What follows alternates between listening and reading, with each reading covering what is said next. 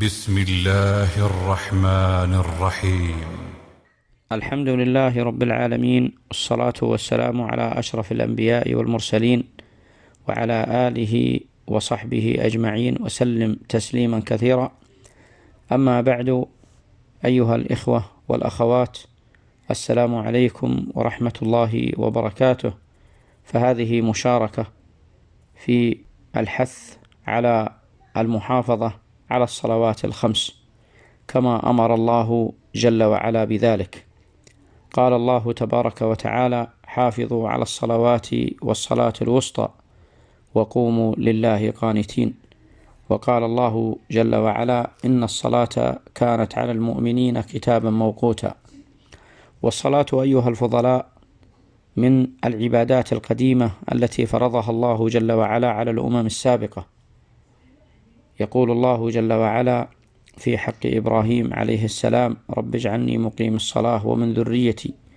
ويقول الله جل وعلا في حق سليمان عليه السلام: رب إني أحببت حب الخير عن ذكر ربي حتى توارت بالحجاب ردوها علي فطفق مسحا بالسوق والأعناق.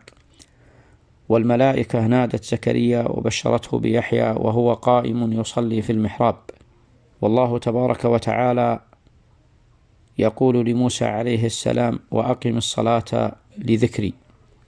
ويقول الله جل وعلا في حق مريم عليها السلام: يا مريم اقنتي لربك واسجدي واركعي مع الراكعين.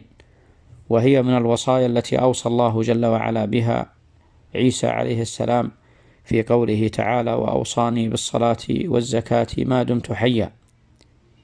إذن هذه الصلاة فرضها الله جل وعلا على الأمم السابقة، وفرضها الله جل وعلا علينا، وفيها فوائد كثيرة تعود على الفرد والمجتمع، وفيها صلة فيما بين العبد وبين ربه. والنبي صلى الله عليه وسلم يقول: بني الإسلام على 5: شهادة أن لا إله إلا الله وأن محمد رسول الله وإقام الصلاة. فأنتم تلاحظون بأن الصلاة هي الركن الثاني من أركان الإسلام وأحد مبانيه العظام. والنبي عليه الصلاة والسلام يقول: من حافظ على الصلاة كانت له نورا وبرهانا ونجاة يوم القيامة، ومن لم يحافظ عليها لم يكن له نور ولا برهان ولا نجاة، وحشر يوم القيامة مع فرعون وهامان وقارون وأبي بن خلف والعياذ بالله. فينبغي علينا أن نحافظ على صلواتنا الخمس حيث ينادى بهن في بيوت الله. وليس للصائم عذر في أن يسهر الليل وينام النهار، يقوم مع الإمام حتى ينصرف في صلاة التراويح والتهجد، وهذا سنة، ثم ينام عن الفريضة، وفريضة واحدة خير من قيام وصلاة التراويح كاملا. فينبغي علينا أن نحافظ على هذه الصلوات، وأن نصلي الفجر في جماعة، وكذلك الظهر والعصر والمغرب والعشاء، ولا يجوز لنا أن نفرط في ذلك. والله جل وعلا يقول: إن الصلاة كانت على المؤمنين كتابا موقوتا، أي مفروضا في الأوقات. فلا ينبغي لنا أن نؤخر هذه الصلاة. والنبي عليه الصلاة والسلام يقول: العهد الذي بيننا وبينهم الصلاة، فمن تركها فقد كفر. وبين الرجل والشرك والكفر ترك الصلاة والعياذ بالله. والله تبارك وتعالى يقول: فخلف من بعدهم خلف أضاعوا الصلاة واتبعوا الشهوات فسوف يلقون غيا. ويقول الله جل وعلا: ما سلككم في سقر؟ قالوا لم نك من المصلين. وقال الله جل وعلا: إن الإنسان خلق هلوعا إذا مسه الشر جزوعا وإذا مسه الخير منوعا إلا المصلين.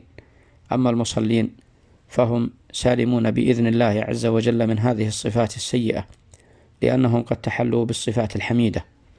الله الله أيها الفضلاء بالمحافظة على الصلاة وعدم التكاسل عنها.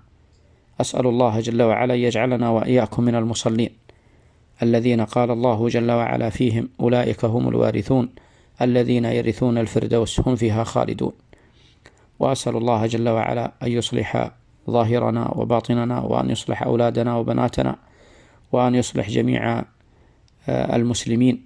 وأسأل الله أن يوفق ولاة أمورنا لما يحبه ويرضاه، وأن يجزي علماءنا عنا خيرا، وأن ينصر جنودنا على حدود بلادنا، وأسأل الله جل وعلا أن يتقبل منا ومنكم الصيام والقيام، وأن يوفقنا لقيام ليلة القدر، وأن يجعلنا وإياكم في هذا الشهر المبارك من المقبولين، وأن لا يخرج هذا الشهر إلا وقد غفر الله لنا وتاب علينا وقبلنا قبولا حسنا. وأسأل الله أن يعتق رقابنا من النار. إن ربي على كل شيء قدير، والله أعلم. صلى الله وسلم على نبينا محمد.